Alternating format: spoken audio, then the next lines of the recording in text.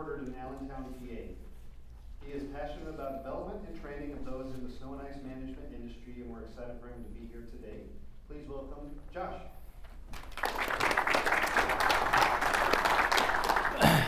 Thank you very much. I'm not used to speaking up in like an amphitheater setting. It's making me nervous already. I'm going to tell you a little bit about myself. So he gave you a little bit of a background of who I am, but I grew up in the landscape management / snow removal industry from a very young age. I grew up in the field, so I am like pretty much every one of you in one way, shape, or form.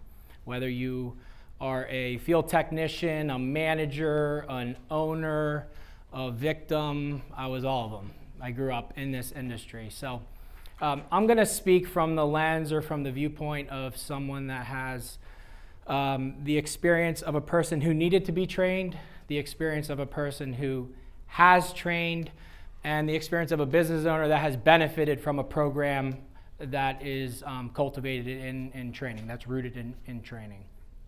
I was born in Hunterdon Medical Center, which is, I don't know, Jason, how far is that from here? 20, 30 minutes? I was born in Hunterdon Medical Center because on the other side of the river, we didn't have a hospital. I grew up in Upper Black Eddy, Pennsylvania. Who's heard of Upper Black Eddy? Anybody? Okay, that shows how small Upper Black Eddy is. So, little town across the river, country boy, Pennsylvania, country boy. I'm actually first generation Mexican American. Our father immigrated from Mexico, ended up in Upper Black Eddy. We don't know how. And so that's where we grew up. I currently live in the Republic of Panama, and I spend my winters up here in the Northeast. So I'm actually cold. I've been cold since I got here. So let's get into it. Let's talk about train the trainer. And I think the principles here, or I should say I'm sure that the principles here really will apply to you if you're a manager, field supervisor, right, a management type role, leadership role, or a business owner. And to help me out, and please don't be shy, could I just see how many of you are not owners but you're manager supervisors? How many of you, please? Could you help me? So a lot. Okay, good. That's good. My kind of people. And how many of you are business owners? You own the organization? Okay, good. So either way, whether you're a business owner or you're a supervisor, manager, the principles contained in this seminar or this section that I'm going to be doing, they're going to hopefully be of great benefit to you. So take the principles. I may point a certain aspect and say it as if you're a manager, but if you're an owner, you're going to benefit either way, right? Because it's all the same fundamentals and principles. And as a leader, manager, or owner, we're always trying to develop people.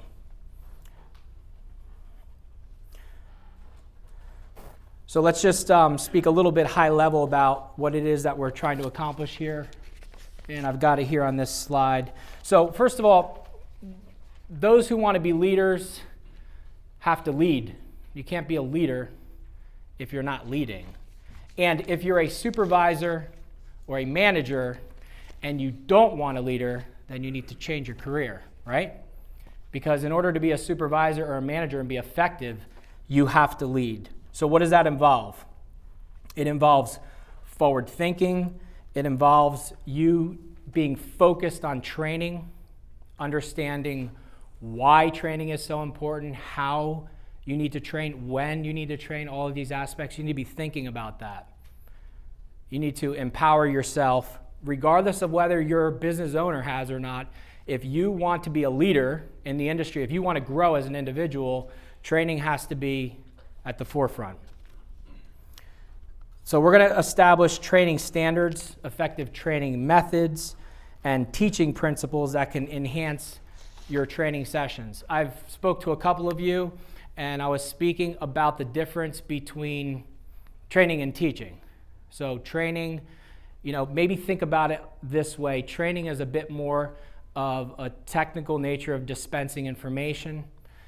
You're going to cover an outline or a module or watch a video or explain to a person what they need to do. You're going to train them. Teaching is much different. Teaching is really an enhancement of training. being a skilled teacher will enhance your training. It will make your training, it will put your training on steroids.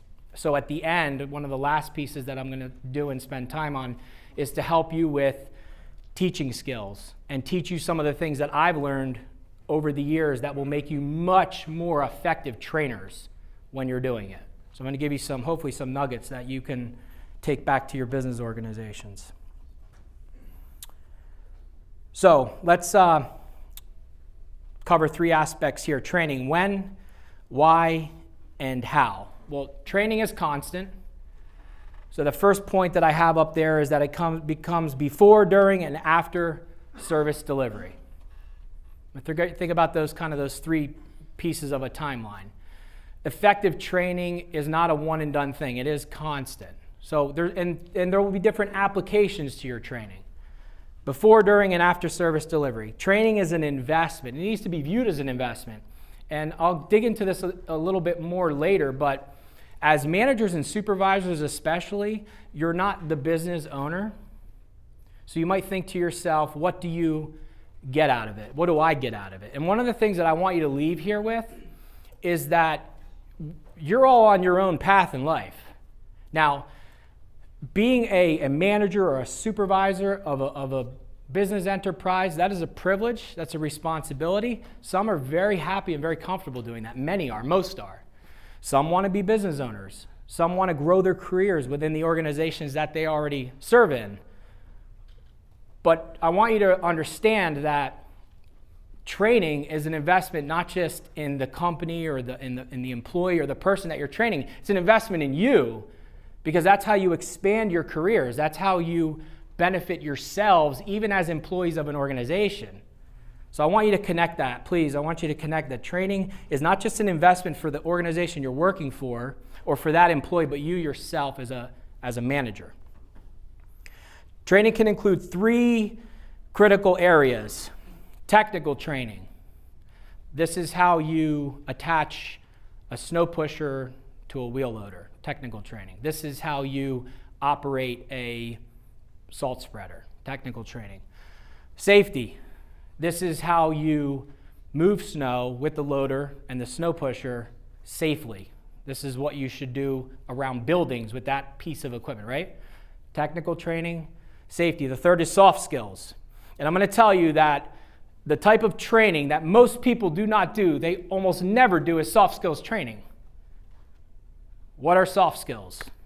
Soft skills are when you're on the job site and the facility manager comes out and says, "Why did you pile the snow there?" You must know how to react to them. "Sir, I apologize. My map says that I was supposed to put the snow there, but I must have turned it upside down. Let me move it for you." It's the skills in communication and how a person conducts themselves professionally, how they conduct themselves on job sites, in your facilities, with each other as employees. Those are soft skills. Soft skills are not, soft skills are barely taught in homes and in communities, let alone in our places of business. So soft skills is, that third piece is very, very important. Teaching ability, as I mentioned, takes training to another level. So teaching ability, we're going to get into this later. I'm going to dig into it. But if I was up here and I was teaching you and I was only looking down and I had no eye contact, I'm not engaging you, right? I mean, that's just a very simple example. So teaching ability has to do with, I'm not Steve McClatchy. You know, he gets paid to speak. I really don't get paid to speak. But teaching ability, there's different levels of it. And we all have different backgrounds and personalities and abilities. But there are, if we're a shy person, or maybe we're a person who is not comfortable taking the lead or giving direction, but that's our role. There are skills that you can develop to become a better teacher. So teaching ability is taking training to another level. Okay. Let's talk about the why.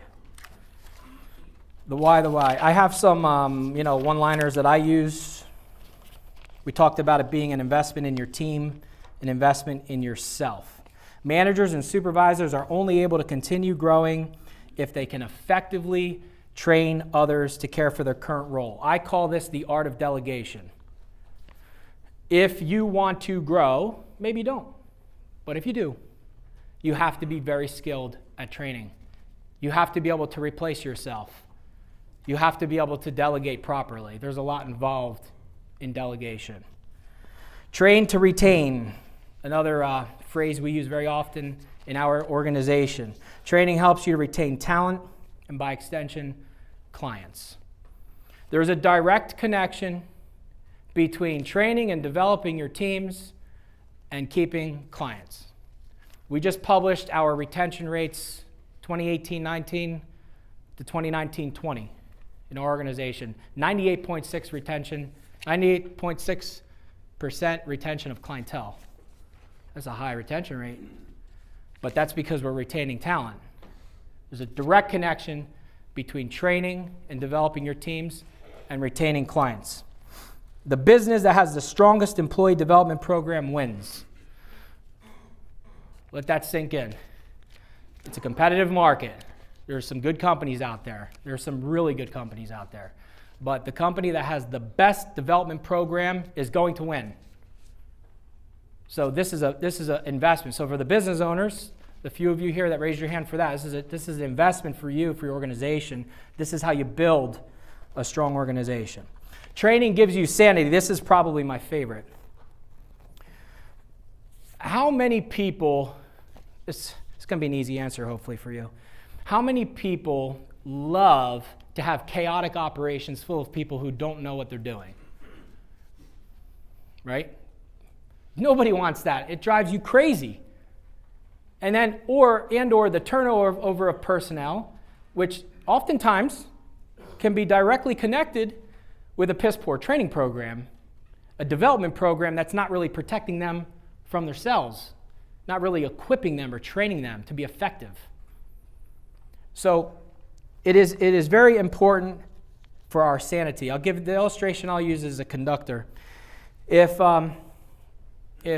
Jason is the conductor of a symphony, and the artists that are playing instruments are not well trained and equipped, and they don't know what they're doing, do you think Jason's going to feel very happy running all around the room, picking up a different instrument and playing it? I mean, that's crazy, but that's what an operation looks like when it doesn't have a strong training and development program. It's like a conductor leaving his stand, going up into where the artists are and grabbing a flute and grabbing a saxophone or a horn. That is not sanity. So this will give you sanity. A lot is expected of us before, especially during and after it snows. A lot is expected of us. So we already know we control chaos for a living, but let's have some sanity while we do it. People first, people first, people first. Wash, rinse, repeat. Training and development is a direct line to success in your career or your business. When? Always.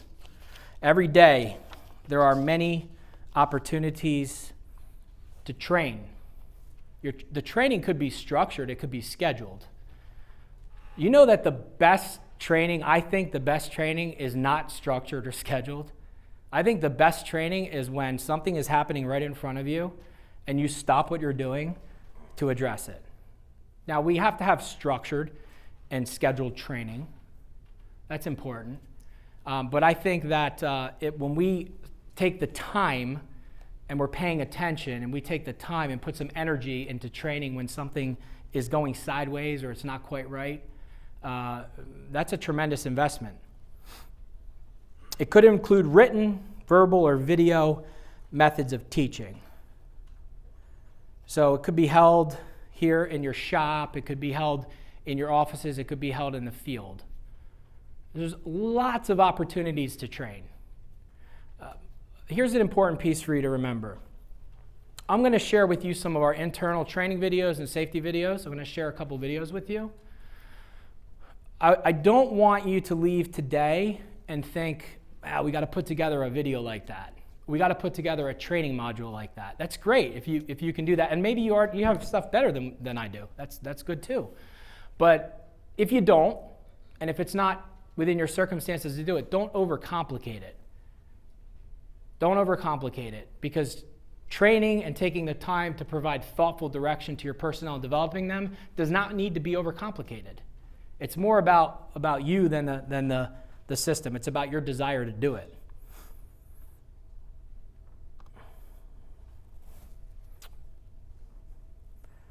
So I'm going to just speak a little bit about our culture, with training. We have something, and this is just an example. We have something that we call the ECF egress standard. And in the morning, it happens every morning at our service centers. We have 4 aspects to it. So it's the top piece there: muster, roll call, safety meeting, 6-minute dispatch. Every morning we do 3 of those. We do a muster, a roll call, and a 6-minute dispatch. I'm going to explain them. And on Mondays, we do a safety meeting because we do safety training, formal safety training, every Monday morning across our service centers. Okay? So the muster is where our crew leaders come together with their project managers. Project managers meet with their crew leaders. They have a muster, and they get 3 to 5 minutes of training, many times on soft skills. They're given their direction for the day, and then they go out and make sure the rigs are ready to roll. That happens at 6:45. Then there's roll call. Roll call is where our crew leaders line up behind cones, and all of their crews line up behind them, and we do roll call. And then, of course, if it's Monday, there's a safety meeting. That's 10 minutes. And there's an instructor, and we have a safety committee, and there's a schedule, and we cover a specific topic, right, that's appropriate. If it's, maybe in May, June, it starts getting real hot, the safety committee will make sure hydration's the topic. We see the temperature starting to go up, as an example. Then we have our 6-minute dispatch, and our 6-minute dispatch is actually stretch and flex, and we have our teams go through a stretch and flex routine. We don't do jumping jacks, and we don't do push-ups. We stretch out, right? Get our guys ready for work. Now, when you step back and you look at that, you would say that there was a meeting with crew leaders to give them direction. There was a roll call to make sure everybody's at work. There was a safety meeting for safety, and then there was a 6-minute dispatch to make sure people are stretched out so they don't get hurt. But I'm going to tell you what's really involved. And this is where I want you to think outside of the box with training and start thinking about what types of exercises can we do, or what type of culture can we build. Start thinking outside of the box. Let me tell you what's really happening, because I asked some crew leaders in Florida. We have a location down South Florida. And I said, why do we do stretch and flex? And they said, well, because that way we can stretch out so we don't get hurt. And it's true. But why do we do it the way we do it? So first of all, our muster at soft skills, it's an opportunity for us to develop our crew leaders. And we have to be well prepared, 3 to 5 minutes. I'm going to show you a module in a little bit to give you an idea. So it's really soft skills training, because we can just send them a text message and tell them what they need to do for the day. I mean, we can, right? We can just not spend that time with them. It's FaceTime, soft skills development. Number 2, roll call is also soft skills, because we're introducing structure and discipline to our team members. So they're structured, because we have to have a structured operation in order to respond at the level that we do, especially for snow and ice management, right? So it's structure. Is it really about counting heads? I mean, it's helpful to see who's missing, but it's really about structure. That's training and development. Safety is what it is. It's a safety meeting. That's about safety. The 6-minute dispatch, as I mentioned, it's about structure and safety at the same time. It's soft skills training. So there's exercises that you can do. There's things that you can do. There's habits that you can perform through training and development that really start to build a strong bench strength with your frontline workers. The most important component of our business is our frontline workers. So up here, you can see the one picture of stretch and flex happening, and the lower picture is a muster. That's a muster with crew leaders. And it really looks just like that. We had a new manager start recently who I know very, very well because he's my younger brother. And he said, when he saw it, he's like, just to be here to see it is just, it's another thing, right? To really see it, right? Justin commented on that.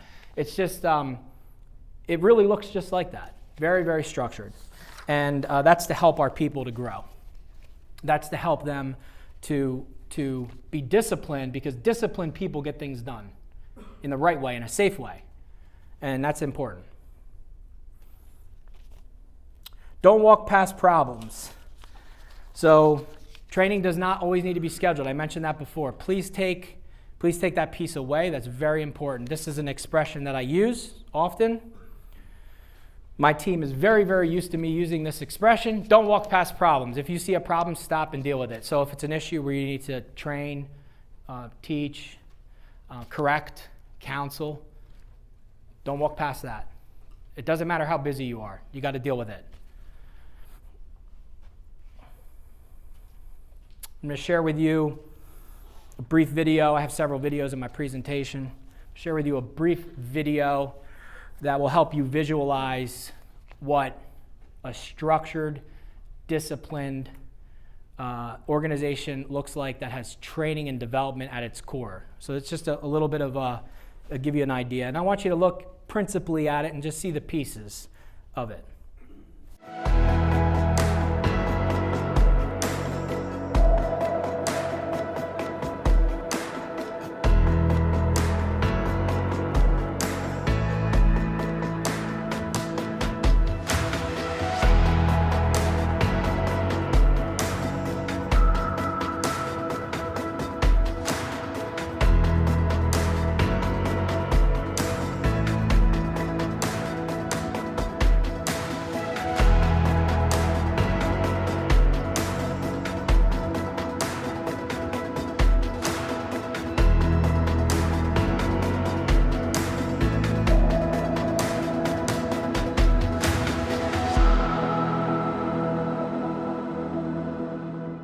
So you see different components there, right? Field, office, one-on-one sessions, safety committee members taking an active role.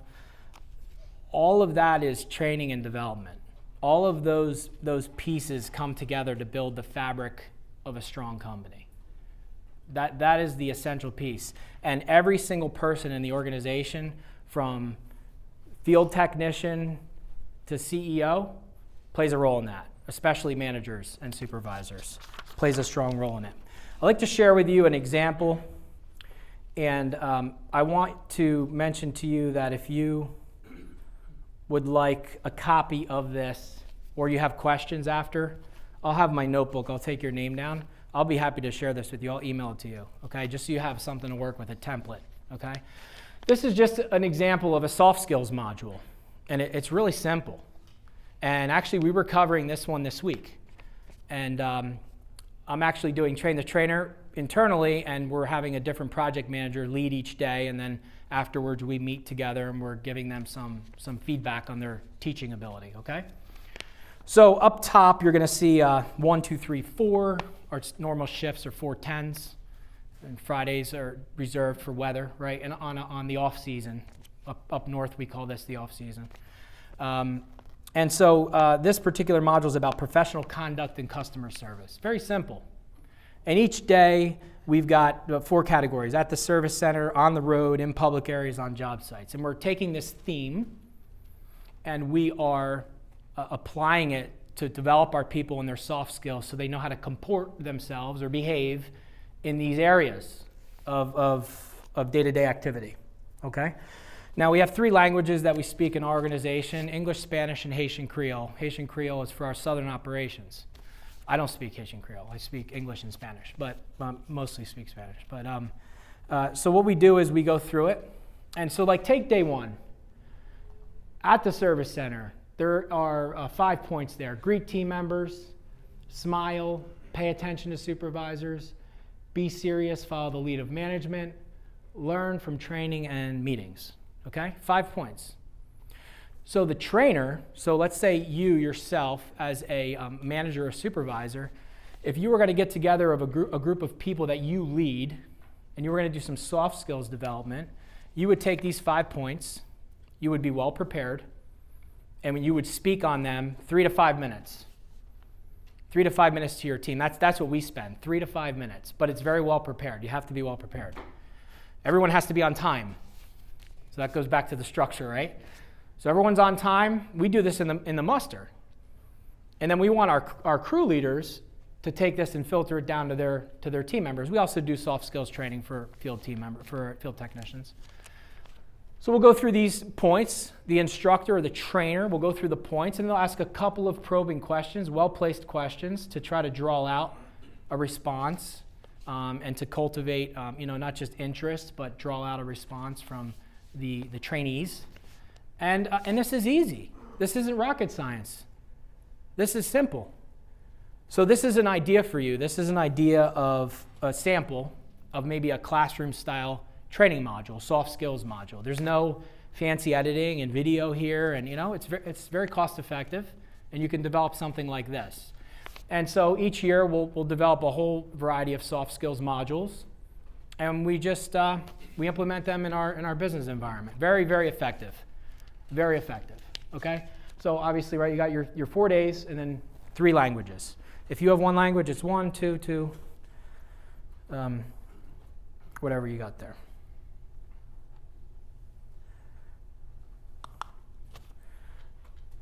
So that's more soft skills training. I'm going to go give you an example of technical training in the field. Not like anything you guys have not done before, but you would be surprised at what comes easy to you and I, what's simple for us. This is kind of give you an example of, well, we have to clear sidewalks and de-ice sidewalks, but what do we use and what's the best tool? And for me and you, it's just simple. We just like that. We know what is the right tool, but we need to be able to train people. We need to help them to visualize what is the right tool, why would we use that tool, how does it fit together. So this is just an example. This is an internal training video. It's short, that's why I selected this one.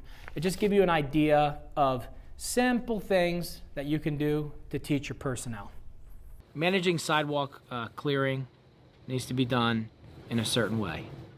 It follows the same principles we've discussed in much of our training. Using the right tool for the right application. We've got shovels, snow blowers, and snow brushes. So how do we break that down, and how do we deploy salting and or de-icing? Which comes first, which comes second? Well, clearing sidewalks and then spreading salt or de-icer is the proper order, in that order. Let's take a look at our crews using each of these tools properly. First, let's take a look at shovel.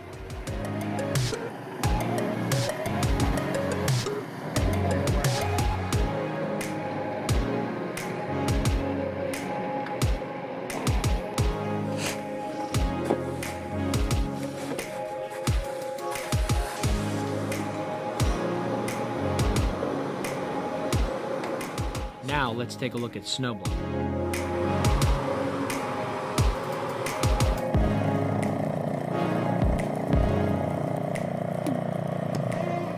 And finally, let's take a look at using the power broom.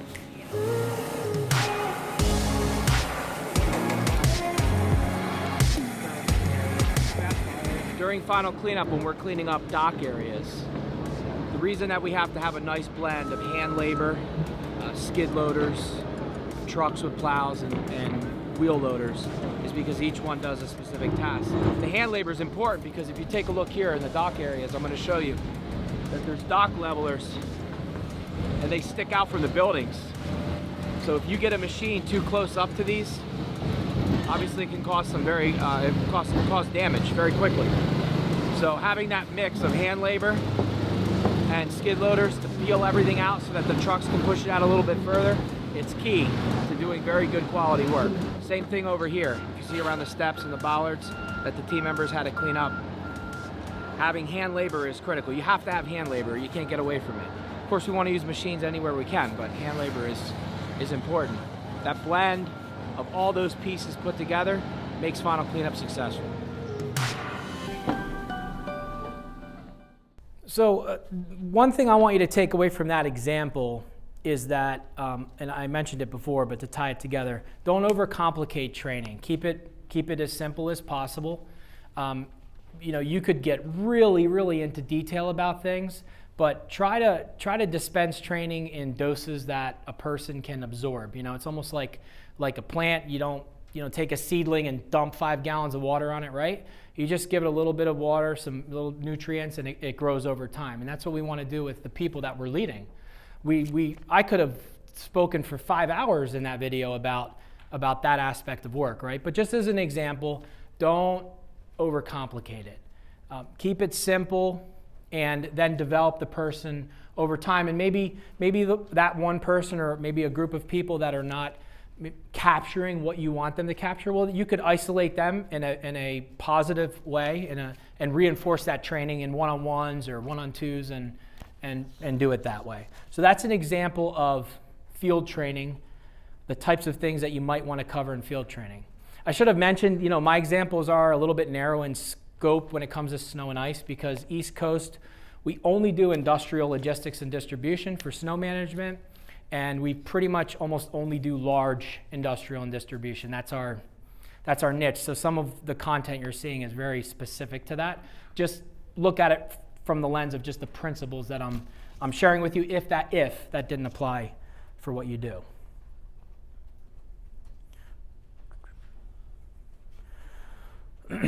Safety training in the field. So we do safety training in a formal sense in our service centers, and I described our safety meetings. Monday mornings we have a safety meeting, we got that program. But we also do safety training in the field. And that's very important, because now you have either some equipment, or you're on a job site where you can really point out the specifics of the dangers and the threats that are involved. Let me take a sip of water. Excuse me. And so I'm going to give you a little bit of a sample of where we would invest the time, bring some of our members of our team together and do safety training right in the field. So you stop what you're doing, you invest. If you're not the decision maker in the company, then, well, let me address that. So since we have a lot of manager supervisors here, let's say you're not the decision maker in the company. I'm going to tell you what I would want my team members to do. I would want one of my team members to come to me. So Jeremy is one of our project managers. I'm going to pick on you. So I would want you to come to me. And I would say, Josh, I think we need to reinforce this area of safety. I think it's going to take 2 hours.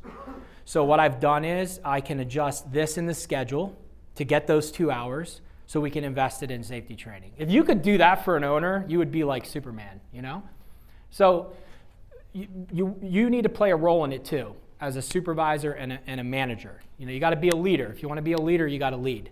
So this is an example of that type of training. I've got to find my place. It's a long video, so I'm not going to show you the whole video, but let me just find a little spot. Just definitely something we want to be aware of is that when we're operating, we have to be aware of what's around the equipment. So fixed objects, buildings, stairs, parked vehicles, what's around the equipment, but also people. Extremely important, because that just happened. So that's one really important point I want to cover in this particular training video that we're doing with the operation of the equipment. Another really important point. A lot of times when we are getting towards the end of the snow and we're doing snowstorm, we're doing final cleanup.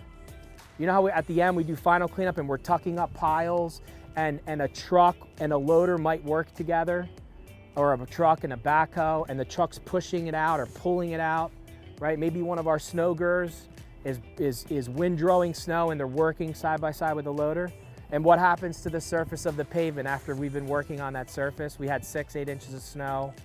We scrape a lot of the snow off, but what's left? What happens? Who can tell me? What can be down there on the ground? Okay, in Spanish, hielo, and in English, ice. Both the correct answer in 2 languages. That's great. If we were in Florida, we'd have 3. We'd have Haitian Creole. So I like field training, safety training. I love it. Get your props, get your equipment, have a scenario in mind. What I was talking about, and I was pretty detailed in the beginning of it, so I don't want to use names of companies, especially in a venue like this. But what we were talking about is how an employee of a company got killed and got hit by a wheel loader up north at a site, at a pharmaceutical site. Some of you may have heard about that. It happened a couple years ago. And we were going through a real life example of what could happen so that our teams could visualize that, because that would be just horrific on your watch for that to happen. So this video is all about wheel loader safety. This training was. See, what we did is we did the training and then we just shot the video while we were there so we could reutilize it. But this is an example of doing safety training in the field. So take the video and the video cameras away, put that off to the side, but just think about scheduling that, right? Getting your teams together, getting some machines or tools, go in the field and do some safety training. Rob the time, grab the time, steal the time from other parts of your operation and make it happen. If you're a supervisor or a manager, help your owner or your direct report or your direct report supervisor, help them to find the time to do it. Invest in the employee, invest in the business organization, and invest in yourselves.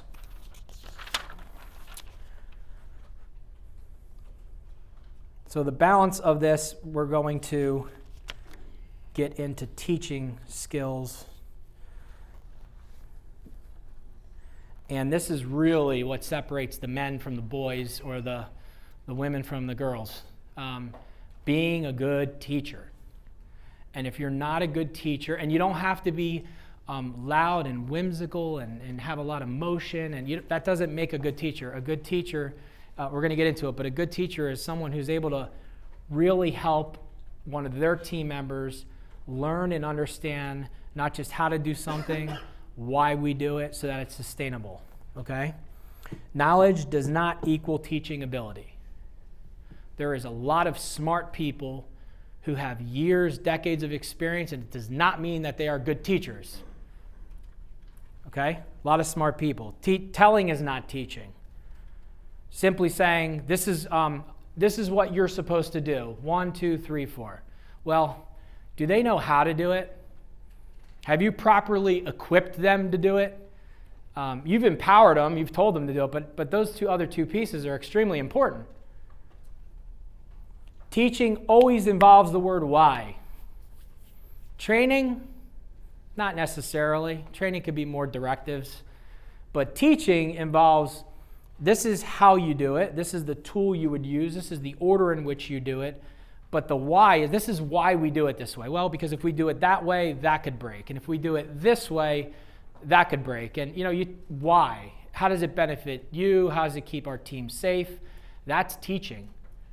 And teaching is, that's where it's at. Teaching ability transforms a lower level manager into an expert operating at maximum capacity.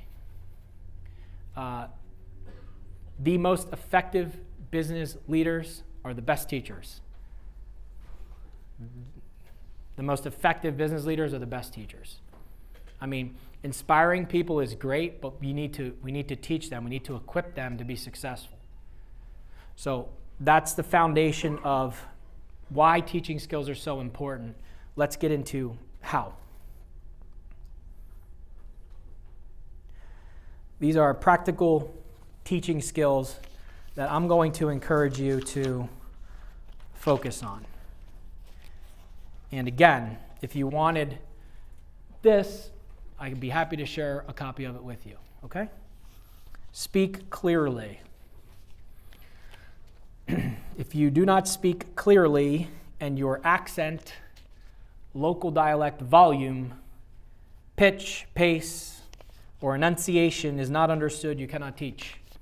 People need to be able to understand you. You need to find common ground with your audience. Now, there are many cultures that work in our business organization, and probably in many of yours as well. Let me ask this question. How many of you work with persons from either different countries or who speak different native languages? It's a majority for sure. Okay? Don't think just because you understand what you're saying, the person will, even if they are saying yes. There's something interesting about people who learn a second language. You can have two spoken languages. My native language is English, and my second language is Spanish, because my father decided not to teach us Spanish. I didn't learn Spanish until I was in my 20s. the language that a person speaks, their native language, we call it the language of their heart. It's the language they dream in, generally speaking, or it's the language that they speak in when they're upset. That is the language of their heart, where, right? People can speak fluent English. They can speak it, but when you're teaching them or when you're training, you may need to connect with them in their language or define certain things in their language. You also need to be able to remember that if you don't speak clearly and separate words and sentences and phrases, they will not necessarily understand you. I'll give you an example. I'm going to pick on Brian. Where are you at, Brian? Raise your hand. We'll pick on you. Brian is from New Tripoli, that's even how you say it, Pennsylvania. And he was speaking with a crew leader, and I was standing there, and Brian said to the crew leader, I need you to shoot over to Harrisburg. Now, this crew leader is wondering who she's going to shoot, because it's just a phrase and we would understand that phrase. So those little phrases, if we're not clear and we're not thinking about the person that we're speaking with, they may not easily understand us. So teaching isn't about using, here it comes, come down off your lofty perch and speak like the rest of us simple people. High-flying words and phrases are not helpful. Step back and think like your student by considering their background, level of training, formal education, even culture. You might even begin a discussion speaking with your student about family or their friends, anything to find some common ground to put them at ease. When a student sees you as another person with things in common, they will be more receptive to your teaching. People don't like to be spoken down to. A good example, I was thinking of it, I think I mentioned it to somebody in our group, maybe all of them, I don't know. How many people saw the movie Good Will Hunting? Yeah? Okay. Matt Damon was in it. You guys, those that saw it, do you remember where the really smart guy in the bar was trying to pick up the girl and he was like speaking like he was a genius? Do you remember that part? All right. So if not, maybe find it on YouTube. He lost. It didn't matter that he could speak so eloquently and use high-flying words. That's not how you connect with people. It's not how you teach. We all have red blood. We're all the same, and that we're all men or we're all women, right? We're all working people. So I encourage you to think about the way that you speak and connect with people, especially people who may be from other cultures and not yours, where you could take that for granted. Illustrations, awesome way to teach.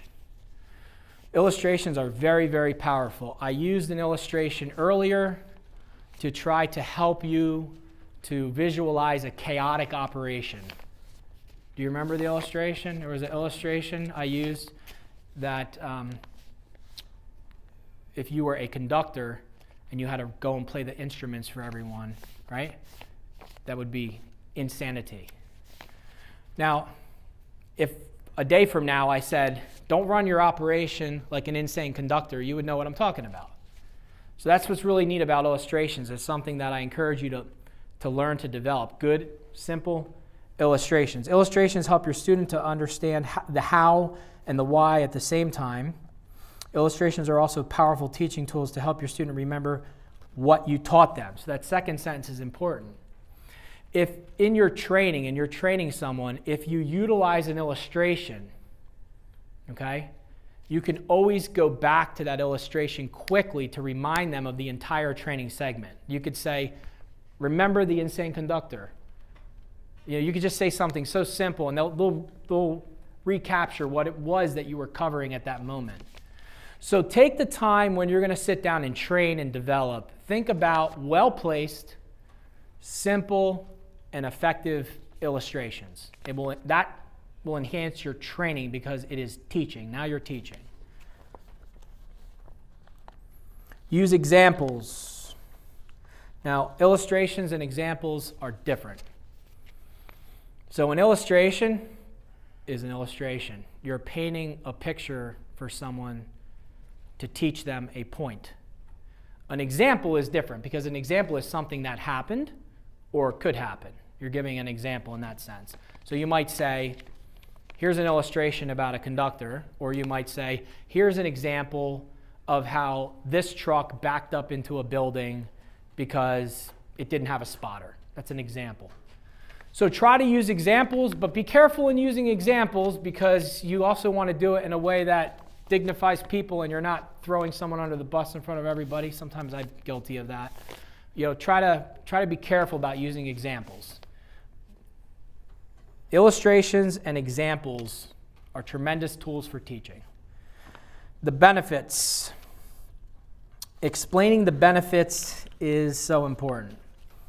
When a team member understands why we do something and what the benefits are, they are more likely to buy into the standard that you are teaching on. So it's one thing just to tell someone what to do, and I've covered this several times, but I want to keep reinforcing it. It's one thing just to say, this is what you do, this is how you do it, here's the tools, go do it. But it's the why. The why factor is what is lasting. The why factor helps people to develop because what it does is it lets your team members or the persons that you're training, it lets them start connecting the dots in the fabric of your business operations or your business organization.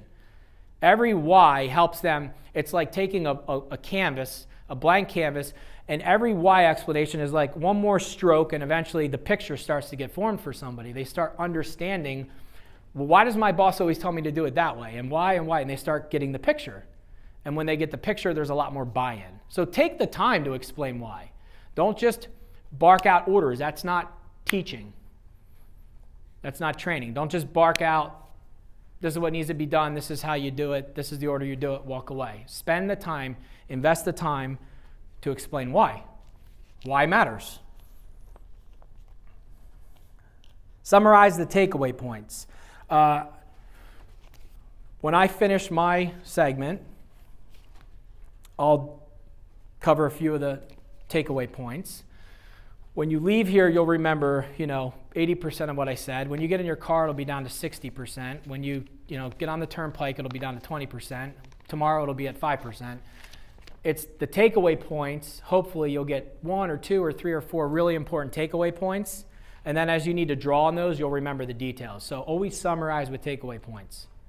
So don't just train a team member and cover something very, very well. Maybe you did a beautiful job. Use an illustration, use an example. You asked a question. It was a probing question to elicit a response. It wasn't yes or no, to open them up, open up their mind, open up their heart, right? And then you finish, but you didn't summarize. And, that just helps reinforce the key points that you're training on. These are high-level teaching skills. Ask questions is the next one. Asking questions helps to ensure that your student is learning and that they understand. Skillful questions.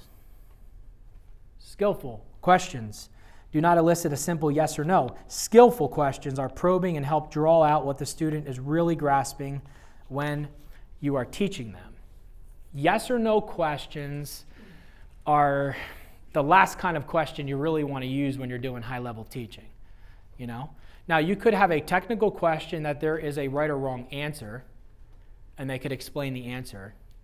But probing questions are different than that. And again, to help you to understand, a probing question is a question designed to reach into the person that you're training and extract from them what they're thinking so you can confirm whether or not they understand.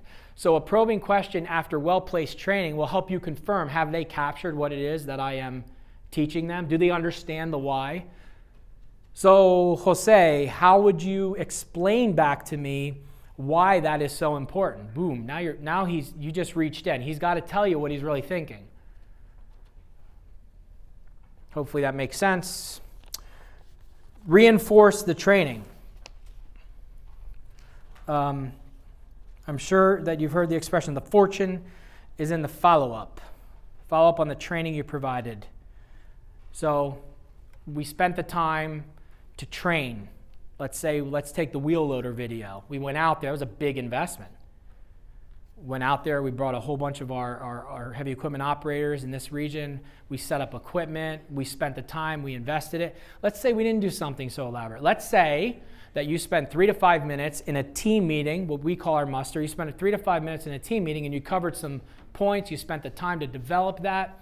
And then you walk away and you never follow up on what it was that you were developing on. The fortune is in the follow-up. So no matter how simple or how elaborate your training was, you should always follow up and reinforce that training. So practical teaching skills to focus on. Speak clearly. Here's my recap. Use illustrations. Use examples, which are different than illustrations. Explain the benefits, the why. Summarize the takeaway points. Ask questions. Know the difference between the types of questions. Reinforce training. These are practical teaching skills that will take you from 0 to hero very quick.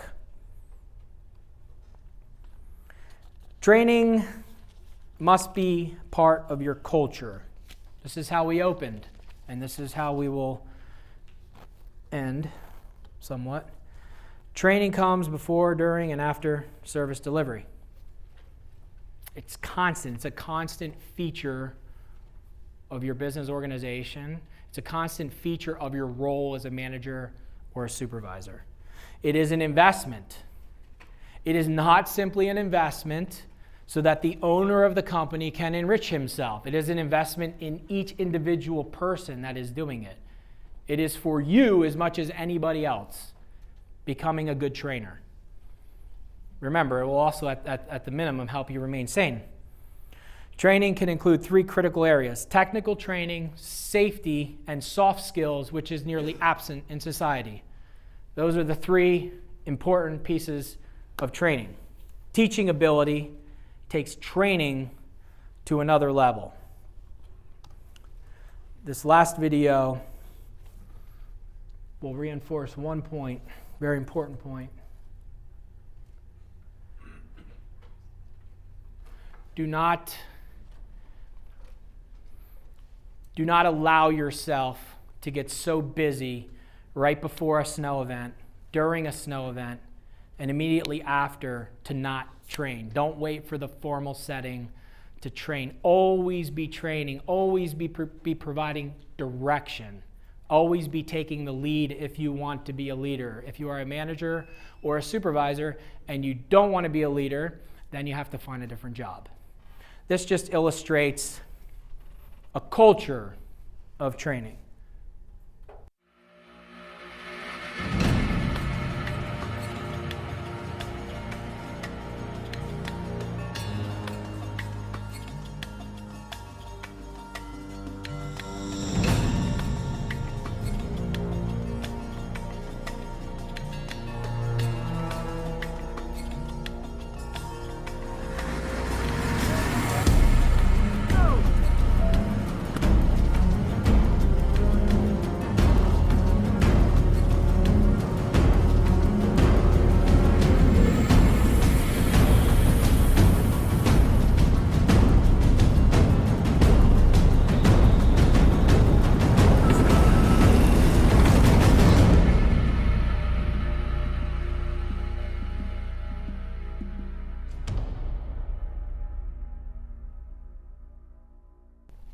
Well, I want to thank you for giving me your attention for just under an hour. I'll make myself available at the end of the session if you had questions or answers. And by extension, a lot of my local team is here, so these guys are as good at fielding questions as I would be.